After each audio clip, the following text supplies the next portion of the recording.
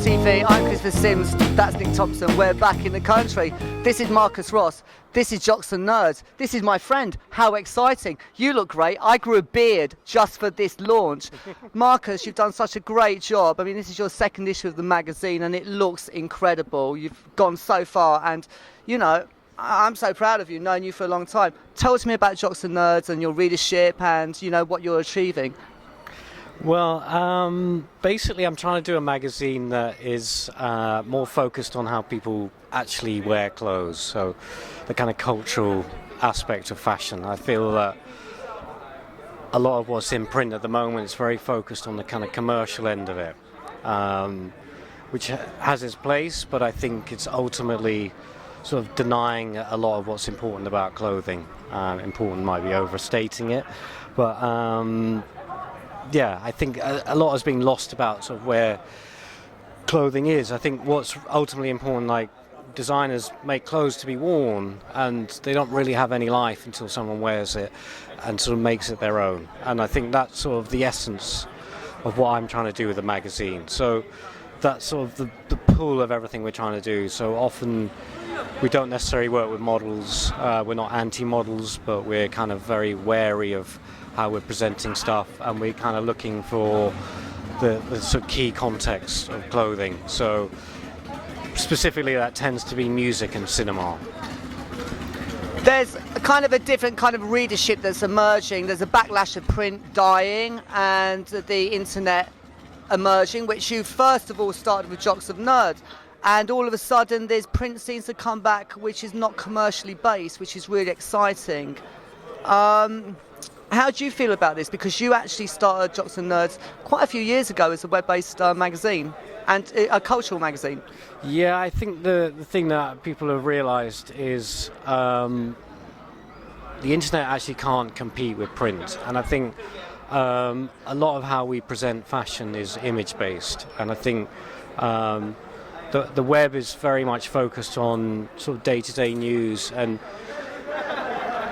in some sense, images are seen as quite disposable. You know, everyone's a photographer, everyone's got a camera on their phone, so there's no real value to that. And by default, I think you say there's no value to your subject. And what I found was, like, doing it online, I actually tried to create a printed magazine online to start with. Is, you know, we were actually shooting with things like Polaroid negative, which doesn't exist anymore, and it just wasn't being presented in the right way. And I think print is something people can return to. It's something tactile, and you know, you can gush over it a little bit. And I think there is a very important side to fashion in that sense. I think print offers things outside of fashion as well, and I think we're moving forward. We're going to enter a world where print and online exist together. I think everyone wanted online to be the replacement for print, but actually people realize the way we use online is very different. You know, I think the average time on a website is 2.5 minutes or something like that, and we just kind of look for sound bites, you know, which is fine, and there's a value to that. And I think the important thing is to realize what online can do that print can't do, and I think the most obvious things with that are moving image and sound, which open up other exciting things. And I think the other thing is you have an immediate response to things, and you have a direct connection with your audience, which print doesn't offer you. But print still, there's a kind of a luxury to the image, and I think it's very important that people understand that images have still got value, still got longevity. You know, I think people want to believe that the image is dead, but actually it isn't. Sure. You've done 2 issues now. I know you've worked exceptionally hard and it's been exceptionally stressful. How do you feel at this point now? It's out, it's physical. You've now got to think about the next issue, but how are you feeling at this moment? You've done a great success. It's a strange emotion, actually. I think people always ask me, what, you know, they don't ask me, they tell me I must be happy, and there's a happiness in sense of achievement, and the thing that actually always makes me the most happy is working with my contributors. I think I've had a very clear idea of what I want the magazine to be, and by default who needs to be involved. And as I've said from day one, the mag is only as good as its contributors.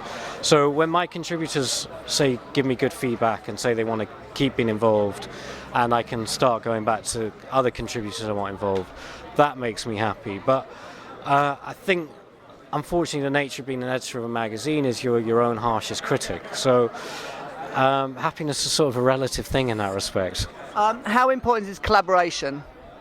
In what respect? As an artist, with you, how important is collaboration as an editor-in-chief, creative director? I think, well, I come from the fashion industry essentially, and I think nothing exists in the fashion industry without collaboration. So for me personally, it's very important.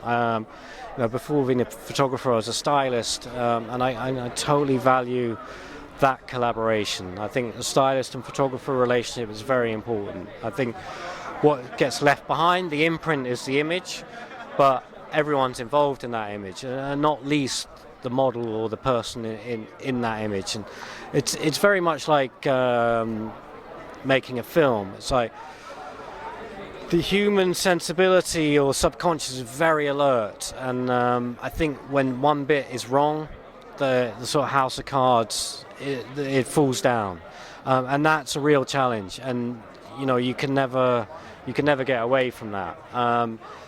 Certainly what I do is it's not a one-man band ultimately. It's nice I sort of get the credit maybe, and I'm maybe the... You also get the grief.